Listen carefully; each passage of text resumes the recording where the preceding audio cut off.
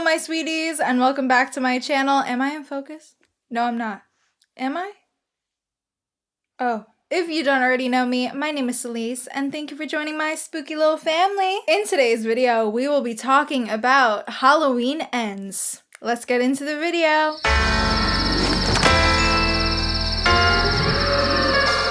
Okay, so I think for this, we need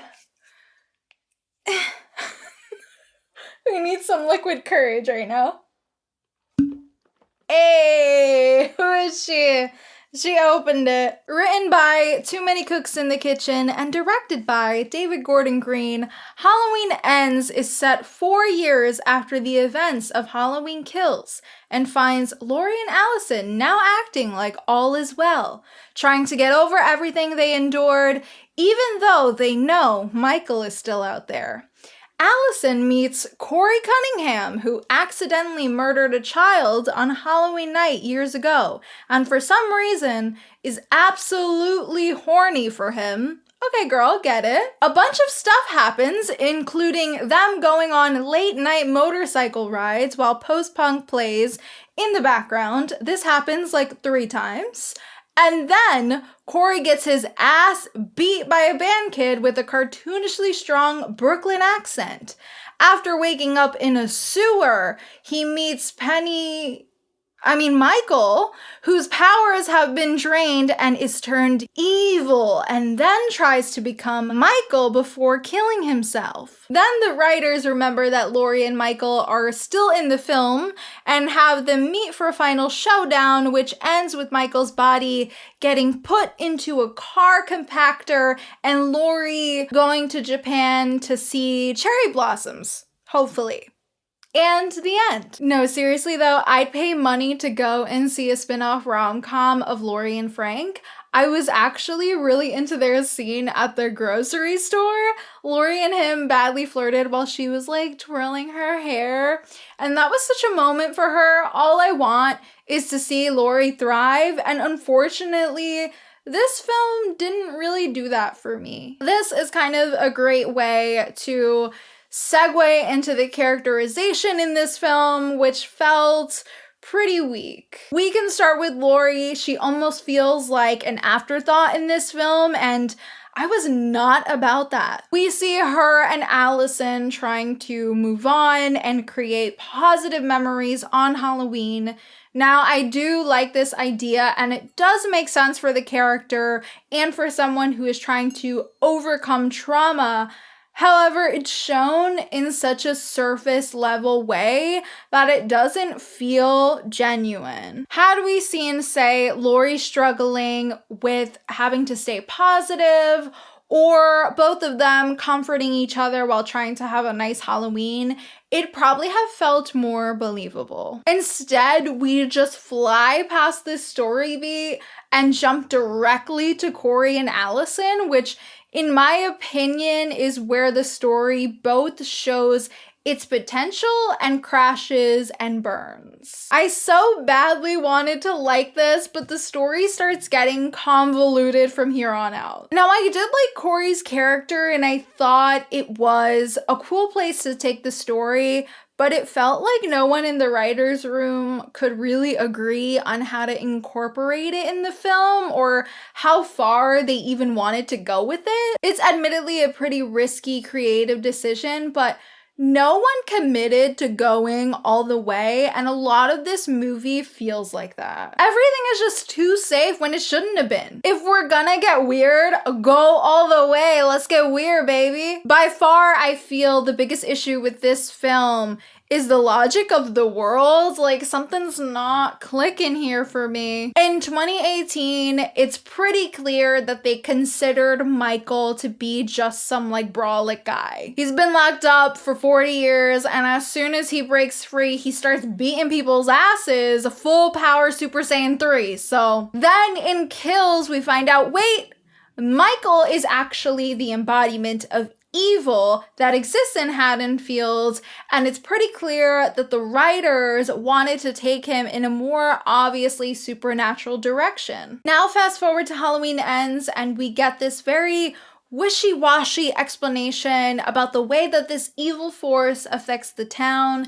And when we finally see Michael, he's weak from not having killed for a couple years, and we see him begin to gain his power back as he kills people, which is shown when he kills Officer Mulaney.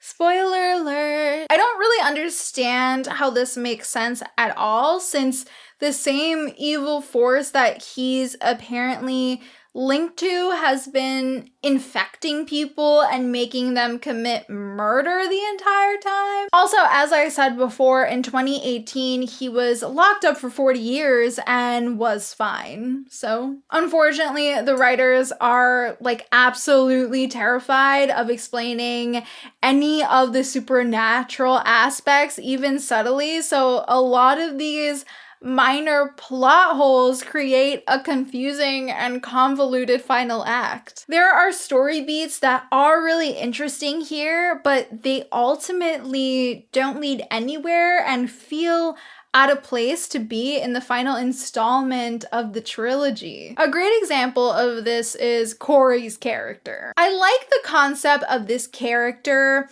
and someone taking the mantle of being the next shape, but we don't fully commit to it. There's all this buildup, and the end of his arc is him just unaliving himself for no reason. It doesn't even make any sense for his character because the story tries to show him in a sympathetic light, and this character we just spent an hour and a half with is gone with just no consequences?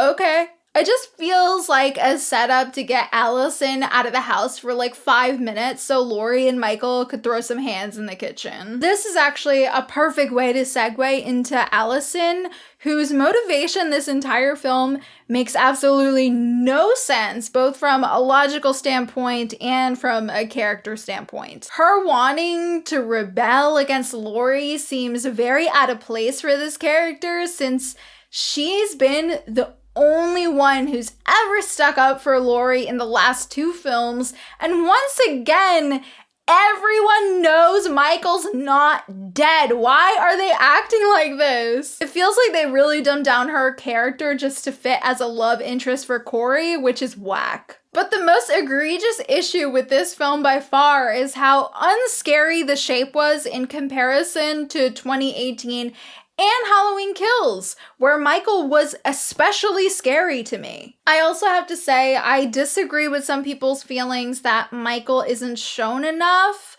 I think it makes perfect sense in the first 2 acts of the film because we are led to believe that Corey has become the new shape. For some reason in this film, neither Corey nor Michael Myers as the shape are scary, which that's a problem. Even the pseudo-possession of Corey, which is a really scary concept, just feels so bland. And so do most of the kills in this movie. I can't even remember any of them. And honestly, don't even get me started on how dirty they did my girl Diana Prince, because that right there is a travesty. I didn't completely hate this movie though. I think before the 3rd act, a lot of the concepts were strong. I would love to have explored some of the ideas more, like someone becoming the new shape and Laurie really overcoming her trauma finally. So it's unfortunate that we didn't do that in a satisfying way. As for the last 3 movies, all the performances were great.